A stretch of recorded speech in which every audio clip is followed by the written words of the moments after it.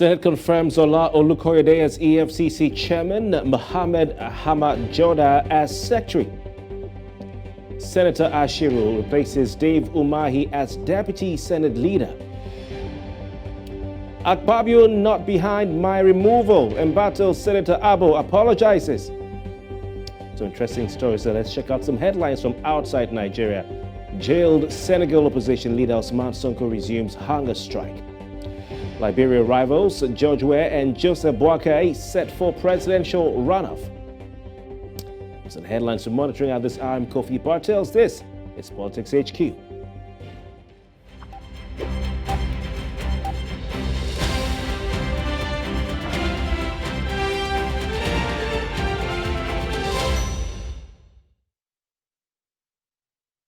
We welcome. The Labour Party has filed, that's Nigeria's opposition party, has filed an appeal against the ruling of the Lagos State Governorship Election Tribunal, which upheld the candidate of the candidate of the All Progressives Congress and Governor of Lagos State, Babajide Sanwo-Olu, was the rightful winner of the governorship elections, leading to protests from the main opposition parties, the Labour Party and the People's Democratic Party. The candidate of the Labour Party at the Lagos State governorship polls, Gbadebo Patrick Rhodesweaver, came a distant second at the polls, and he had insisted that he was going to file an appeal at a higher court following that tribunal's ruling, which struck out his petition. Well, tonight on the program, we'll look at what the Labour Party has done. They have filed a notice of appeal with 21 grounds of appeal at the Court of Appeal right here in Lagos, Nigeria. What are the prospects of the party clinching or snatching victory from the jaws of defeat? Joining us tonight on Politics HQ, we have Rex Adebanjo. He was the Director General of the Labour Party's governorship campaign in Lagos State. Rex Adebanjo, thank you so much for your time. Well, thank you for having me. All right. Interesting. Let's go back in time. You filed a petition in April 2023 asking the Governorship Election Petition Court for the Lagos State Governorship election to sack the man declared as governor or the winner of the election, Babajide Sanwo-Olu, and make your candidate the governor of Lagos State. Now, of course, we know that the tribunal or the petition court, dismissed your petition. But what is your assessment of the proceedings of that governorship election petition court where your candidate's petition was struck out for lacking merit? Well, the position is that their interpretation of the Constitution of Nigeria is flawed. I think the provisions are pretty clear, and that's why I think ultimately this is one for the Supreme Court to ultimately decide. The issue is that at play is a provision in the Constitution that states that for the positions of the president, the vice president, governor, or deputy governor, the person who has sworn allegiance to another country cannot occupy that office. So on our petition that we filed, the claim is that Governor Sanwo-Olu and his deputy are disqualified because Mr. Hamzat is a citizen of the United States who has pledged allegiance to the United States. And that provision of the Constitution disqualifies both candidacy from being declared the lawful declared winners for the election. Interesting. So your candidate, had certain grounds in the appeal. What were those grounds, in the appeal, the petition that was filed? And what did the judges or the panel of judges say about the grounds of appeal and the prayers that your candidate sought? What did the Court of Appeals say on that? The petition's court, sorry. Oh, the petition court ruled, for instance, I have a bit of a cough. Some of the witnesses we provided to attest to the oath of allegiance in the U.S., they ruled that was not sufficient. And a number of the evidences we had provided were ruled we also declared not sufficient. And so we contest that in the appeal for the appeal court to rule. But the crux of the issue is there's a provision in the Constitution that says that you can't be a governor or a deputy governor if you've sworn allegiance to another country.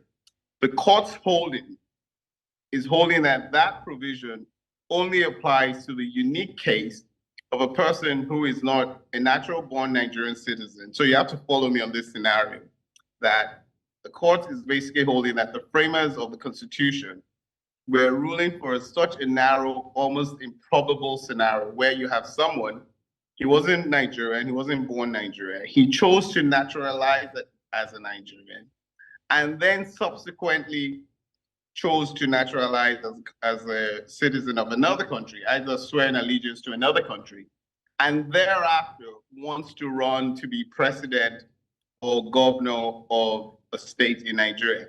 It says that's the only narrow scenario where that provision applies to. And you have to think about how realistic is that, that is what the framers intended, as compared to the fact that the chief security officer and the commander-in-chief of the armed forces are such sensitive security positions that you don't want anyone with questionable allegiance in that position. Because, for instance, as far as you might think it's far-fetched, should Nigeria be in a situation where it's at war with the US, you now have either the governor or the chief security officer of the state, or maybe because this provision is one, they rule that it doesn't apply for a governor, it also means it doesn't apply to the president. So you have to think about the implications of this ruling and the national security concerns it raises. It now permits the scenario where you have what you would otherwise deem a traitor, someone who has pledged allegiance to another country and whose oath is to that country and fidelity and loyalty, is now the commander-in-chief of your armed forces and soldiers who you're sending to battle to die. And we think that is just an incredulous and improbable scenario that the court could not be right in its holding, and we expect the appeal court and subsequently the Supreme Court to correct that error. Okay. I'd like to go to what one of the judges right there at the Court of Appeal, the Governorship Election Petition Tribunal said about your grounds. One of the judges did say that your party did not have any evidence to show, and the person in question here is the deputy governor who was running mate, deputy governor of Lagos State, Dr. Obafemi Hamzat, who was the running mate to Babajide Sanwo-Olu in that election.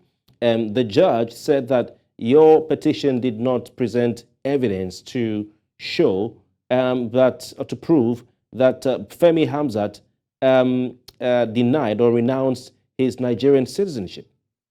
What do you say to that? Excuse me. Well, that's one of the facts that we're contesting, and it's a very straight line as to how we think that is asserted. Firstly, he has admitted in his filing with INEC that he is a citizen of the United States. So that is not in contention. And we say it is common knowledge for which a court can actually take judicial notice, that even a simple Google search would show you that the process to becoming a citizen of the United States involves swearing an oath of allegiance. And the contents of that oath of allegiance, and I can read that to you, are pretty clear. And they are such that your fidelity and your loyalty is to the United States, and you renounce the fidelity and loyalty to your prior citizenship, which in this case is Nigeria. So it's not, I don't think it's a contestable issue, unless somehow the court wants to play ostrich, that we don't know what the oath of allegiance of the United States is. It's there. Like I said, a simple Google search will pull it up.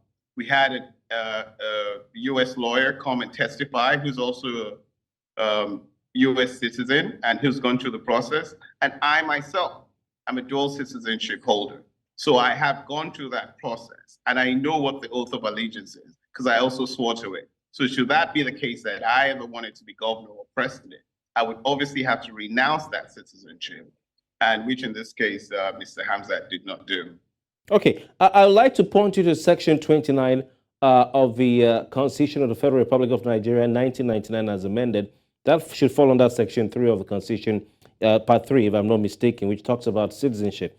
And it says in subsection 1, any citizen of full age or any citizen of Nigeria of full age who wishes to renounce his Nigerian citizenship shall make a declaration in the prescribed manner for the renunciation. Subsection 2 says the president shall cause the declaration made under subsection 1 of this section, that's section 29 of the Constitution, to be registered, and upon such registration, the person who made the declaration shall cease to be a citizen of Nigeria. So this is the prescribed procedure for renunciation of Nigerian citizenship. Do you have any anything to suggest that Femi Hamzat undertook this exercise? Well, like I said, the issue is not even whether he renounced Nigerian citizenship, and that's not what the constitutional provision relating to governors, deputy governors, president, and vice president provides.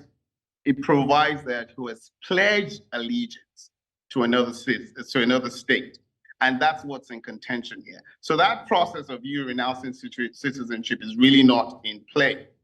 It's what is the issue of you being governor or deputy governor and you having pledged allegiance to another state. And that is pretty evident from the facts before us and before the courts. Okay. Mind you, we're not looking, for those who are watching, at the substantive matter before to pass judgment or to plead a case, but looking at what happened, transpired at the tribunal. Your candidate filed his petition as an individual, not with the party, as is the tradition, the practice in Nigerian politics. Why was this? Does it suggest that he does not trust his political party, the Labour Party? No, that's not the case. It's his mandate he's fighting for. The mandate was given to him. He was the candidate. The issue of the party comes up when you're submitting your platform on which platform you're contesting the election for. But when the victory is yours as an individual candidate, and there's no issue about he's being a member of the Labour Party in contention. So I don't think there was any basis where it was necessary to bring in the party involved in this petition. Because like we said, the issue is it's between the candidacy of Mr. Hamzat and Sanwo-Olu and his candidacy. And in that, we said the constitutional provision is pretty clear. Mr. Sanwo-Olu cannot be declared governor because that would be unconstitutional, because his deputy has pledged allegiance to a foreign country, namely the United States. And that is, in our opinion, pretty clear on the merits of the Constitution, on the grounds of the case, that a regular citizen can have dual citizenship. So people shouldn't confuse that. This is not a case that, in fact, if you want to contest for the House of Assembly, any other position, the courts have ruled clearly, if you're a natural-born Nigerian citizen, if you then have acquired the citizenship of another country, that does not disqualify you. We know that, that's clear. But for these particular sensitive positions, and you have to think about the rationale behind that, being they're particularly security sensitive positions, you cannot be a person with dual allegiance. It's just, I think, it's almost like common sense. Many countries have this provision. It's not unique to Nigeria. Very few countries would permit someone with, I don't know any other country actually, that would permit someone with allegiance to another country, having a dual citizenship, occupy the position as sensitive as that of the president, who's the commander-in-chief of the armed forces, or the chief security officer of a state, which is the government. Interesting. What are the main grounds outlined in this notice of appeal filed by Gbadebo Rhodes-Viva regarding the governorship election in Lagos State?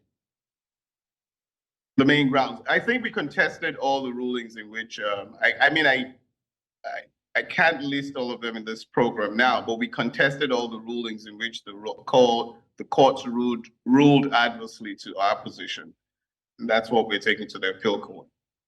The first grounds that I can see here is your candidate is saying that the tribunal erred in law when it relied on the Court of Appeals decision in the petition Mr. Peter Gregory B versus another and another rather versus INEC and others to strike out the evidence of all the appellant's subpoenaed witnesses. What specific, so let's look at the specific legal errors. Can you break it down for us? So issues related to subpoenaed witnesses that your candidate's appeal is addressing, and how will this impact the case? I'm not sure about the facts of this particular one, but I know, for instance, part of the, I mean, are you talking about the witness, the lady who came to testify about the oath of allegiance in the US? Yes, yes, yes. Because I don't have what you're reading before me. So it's, I mean, it's a 200-page Yes, let's talk, let's talk about that lady and what the tribunal said about her. But also, we had subpoena witnesses that were called by your tribunal, by your appellant, sorry about that, and that your candidate is saying that they were not voluntarily available at the time of filing the petition. There was no evidence for the tribunal that they were available or at the beck and call of the appellant at the time of filing the petition. So did you have any issues with those who were subpoenaed to appear before the tribunal that affected your case? The people that we subpoenaed, or the people that yes, that you subpoenaed. Yes. Sorry, I don't understand the question. Do I have any issues with the people that we subpoenaed? Yes. Were there any issues regarding your petition that led to you losing that petition? Honestly, I'm not familiar with that. Okay. Let's look at other grounds. We look at the fact that your party is talking about electoral malpractices and that Babajide Sanwo-Olu did not win the governorship election. Tell us about that. Well, I think we've submitted the evidence to back that claim up, and it's all right there in the petition. And we've been talking about various instances of voter suppression and doctored results that we contested. So all that evidence was before the courts, and I think the ruling the court provided on that was something we're contesting on appeal. Okay, interesting. The back to that issue, your appeal highlights the disqualification failure of the tribunal to disqualify Babajide Sanwo-Olu and his deputy. Are you confident that your party has this time a better case, something different, or in addition to what it took in its petition to the GEPC to help it win? Well, like I said, it's a question of constitutional interpretation, and we think the tribunal erred in its narrow interpretation of what that provision of the Constitution. That's the main anchor for the basis for which we believe Mr. Hamzat and Mr. Sanwo-Olu should be disqualified. It's just unconstitutional for their platform to be declared governor and deputy governor-elect because of the flaw in Mr. Hamzat's candidacy, where he has allegiance to another country, which the Constitution does not permit. That is how we have interpreted, that's what we are holding, and we said we think the Court of Appeal support that interpretation, because any other interpretation is it's going to be somewhat perverse, like I said. You're coming to a very narrow scenario of that the framers of the Constitution went through all the trouble to frame a constitutional provision affecting such a sensitive position, and it only applies to the, I just think, highly improbable scenario where you have someone who is not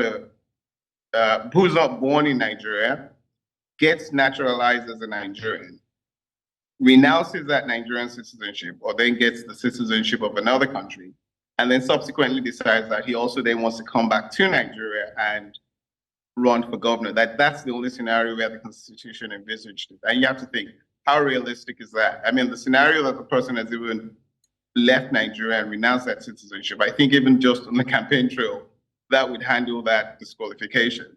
It's not that scenario the Constitution could be concerned about. It has to be with someone who in all appearances, is Nigerian, but the record shows has pledged allegiance.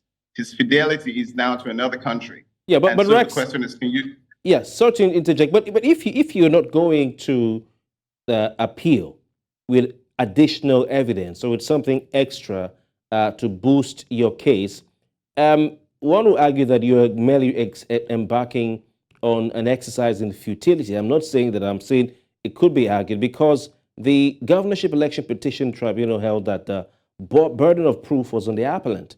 In this case, Badeba Rhodes Fever, to prove any oath of allegiance, to another country by the third respondent. In this case, Femi Hamza, the deputy governor of Lagos State at the time, the running mate of Babajide Sanwo-Olu. So, do you now have that proof, or are you approaching the appeal to say, please, we are coming back with the same thing we had before. We don't have any proof, but rule that this man was not fit to be a candidate? No, that's not the case. Excuse me. The scenario we're faced with here is the court in its ruling has held that we should go back to, whether it's 1983, whatever year it was that Mr. Hamza swore that allegiance in that room and get that particular oath of allegiance document he read out. I mean, like I said earlier, I think it's in another forum. When you establish a prima facie case that he has admitted himself that he is a citizen of the United States, all the public records, which I said is readily accessible, even by Google, as to the process to becoming a naturalized United States citizen, is to take this oath of allegiance. And the contents of that oath of allegiance is also written. Anyone watching now can do a Google search for oath of allegiance of the United States. So is your proof now, since sorry to interject again, the election tribunal said that the burden of proof lay on the appellant, your candidate, Rhodes Fever, is your proof now a Google search? No, that's not what we're saying. That they erred in asking that, in narrowing the proof we're to provide to that very document that Mr. Hamzat, that is in, if anyone else is going to have it, it's going to be Mr. Hamzat himself to provide that. We have established, that's why I was building the case about what is a prima facie case, because that shifts the burden of proof. Once you've established that to all known intents and purposes, this is what the oath of allegiance of the United States states. We have established that. It's now for Mr. Hamzat to establish that, oh, in my unique case, for some reason, I did a different oath. That's the only option he has, and that burden should be on him. He's the one in the position to provide that, because he's the one claiming he did not swear to the same oath of allegiance that we know everyone else does, which we say the court should actually take judicial notice of, even though that is not, I mean, it depends on how broadly the court wants to look at that in terms of something accessible to the general public and it's common knowledge. And like I said, readily accessible by Google search. And that notion of judicial notice in itself is like something is already common knowledge. You don't need to bring an extra proof to prove it. And so that should shift the burden onto Mr. Hamzat himself to show that he's an exception to the commonly known oath of allegiance that most people swear to. All right. Your candidate also had some challenge from the People's Democratic Party's candidate Jandor, who raised issues regarding the eligibility, his eligibility to contest the election. Do you think that this will be an issue on some sort of stumbling block, because he's also appealing, as you consider the appeal? Not at all. I think in that one, and it's not as if we're trying to pick poisons or anything. I think the court ruled and dismissed that on the very good grounds that that wasn't credible at all. We had already demonstrated that the process through which Badebo Rhodes Bible became the nominee of the Labour Party was not one that was flawed, and that has been already ruled upon. All right, we have to go, but what next steps, finally, very quickly, please, what next steps will your candidate, Badebo Rhodes Beaver, take, and the Labour Party by extension, in the event that they lose this appeal? Well, like I said, we already assume it's going to be a matter for the Supreme Court to rule upon ultimately, because we assume to the extent the appeal court sides with us, we would expect Mr. Sanwo-Oluwa and Mr. Hamzat to appeal. So ultimately, this is going to be decided by the Supreme Court. And that's why we know that the provisions of the Constitution are pretty clear, that it's not even a matter of discretion for the Supreme Court itself. It would really, really have to be an interesting, perverse, I guess, ruling to see how it could be read any other way. So as far as we're concerned, it's just a matter of time. GRV is coming, and we'll just appeal to the people of Lagos that this mandate is going to be upheld. All right. Rex Adebanjo, campaign director for the Labour Party's governorship campaign in Lagos State. It's been great having you on the program. Thank you very much for your time. Thank you very much.